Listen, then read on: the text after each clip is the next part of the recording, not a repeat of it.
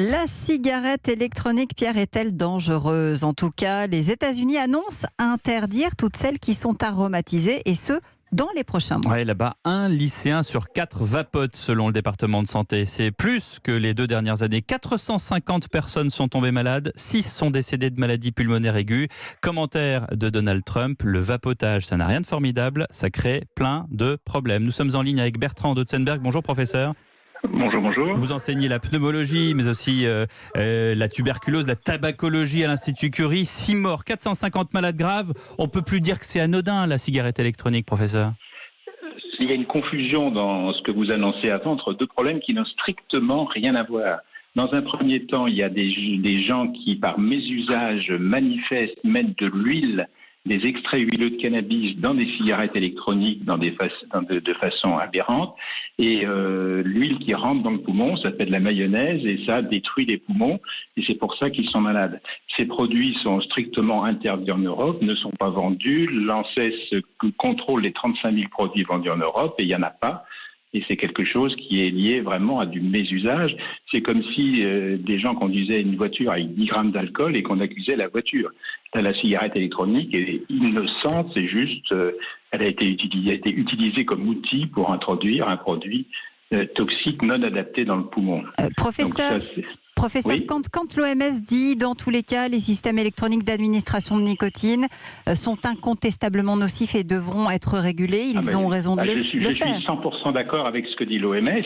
Les produits de la cigarette électronique, c'est un produit qui est beaucoup moins toxique, comme le dit l'OMS, que la cigarette, mais il reste un petit quelque chose. Donc l'OMS dit ce produit doit donc être réservé aux fumeurs, et je suis 100% d'accord avec ce que dit l'OMS, c'est ce qu'on disait déjà depuis 5 ans en France.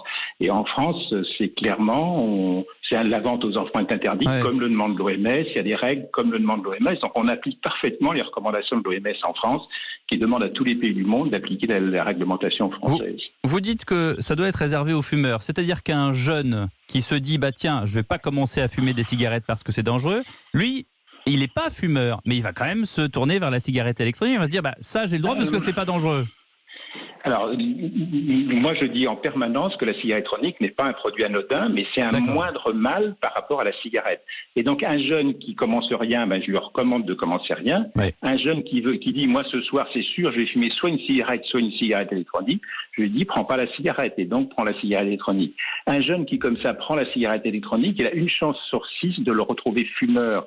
Un an après, celui qui prend la cigarette, on a une chance sur 2 de le retrouver fumeur. Donc de commencer quand on est adolescent par la cigarette électronique au milieu du tabac, c'est beaucoup moins dangereux. Mais moi je préfère qu'il commence avec rien du tout. Mais à partir du moment où il commence, plutôt la cigarette électronique. Aux États-Unis, où Trump s'énerve pour la cigarette électronique, il y a un effondrement du taux de fumeurs chez les jeunes dans les lycées. Ils sont à 3,8% de fumeurs. Et cette diminution a été accélérée avec l'apparition de la cigarette électronique. Donc la cigarette électronique n'apparaît pas comme un produit d'entrée en tabagisme massif chez les jeunes, mais plutôt comme un concurrent ou au moins comme un produit indifférent. Donc il faut regarder, il faut interdire la vente aux mineurs, il faut réglementer, il ne faut pas faire n'importe quoi.